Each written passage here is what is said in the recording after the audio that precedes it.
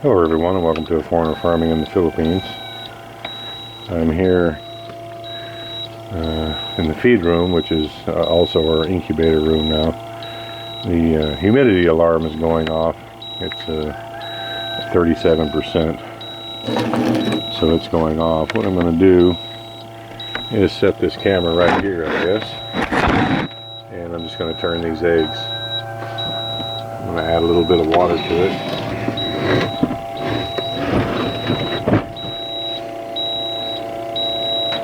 And all that involves how well this is going to work, or even if I'm going to save this video. But I'm just going to put a little bit of water in that corner right there. And also what I do, it's got these vent caps on the top here, and I'll probably have to show you from the top. Because I'm rocking this incubator side to side, the water reservoir in the bottom is not holding enough water. So what I did a long time ago is I snuck these in when Marcel wasn't watching real close. I put these socks in the top here in these vent holes. That's what they are. They're just some of my old socks. So I put those in there so that I could put just a little bit of water from the top, and they'll soak up the water without getting water on the eggs, and it keeps more moisture in the incubator, because while they're incubating, the eggs should be between 40 and 50% humidity inside the incubator. This is a fan forced incubator. That's the noise you hear, is the fan swirling around in there. And of course the humidity's come up just that fast. It's at 41% now.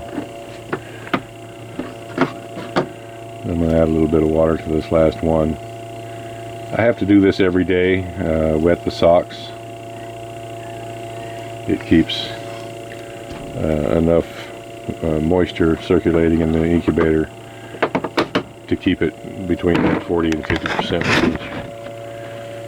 So I'm going to rock it up on this edge. I've got to check and make sure that the incubator is level against these blocks, because if it's cocked a little bit, then the lid doesn't close properly, and it vents it too much and lets all the moisture out. And something else I do, because there are a lot of eggs in here, it's really too many eggs for this incubator for the ventilation that it's capable of. So I already did it once when I added the water, but every time I turn it when I don't add water, is I'll just lift this up like that, a bit of fresh air inside, a big bit of fresh air, let's say, and those chicks have a lot of oxygen to breathe instead of a lot of CO2. So I do that at least 3 times a day. Usually I do it 5 times a day. Every 2 or 3 hours I'll come out here and turn these one way or the other. I make it a point. Now it was turned this way this morning, and the last time that I turn it, it'll be that way. So it's about 9 o'clock now. So it was here, so I'll come back about 11:30 or noon and turn it back this way, like 3 o'clock this way, 6 o'clock this way, and the last turn at night will be whenever I go to bed. Well, try to go to bed. I've been staying up late uploading videos of late, but usually before I was going to bed at 9 or 10 o'clock, and that last turn would be where it is now, so that it's not at the same angle for that overnight period each night, so that it varies. So that's how I turn the eggs. We're on day 12 now, I think. We're about halfway through this hatch. We're losing power a lot daily, and I usually give it half an hour before I come and switch on the inverter.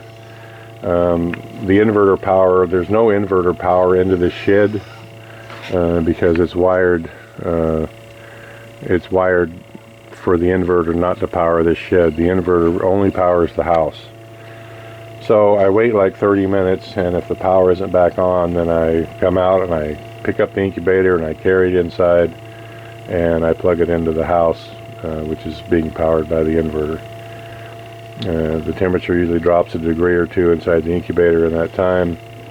So, and it's happened almost every day. It's always something incubating eggs here, but hopefully we can still get a good hatch out of this. We'll keep you posted.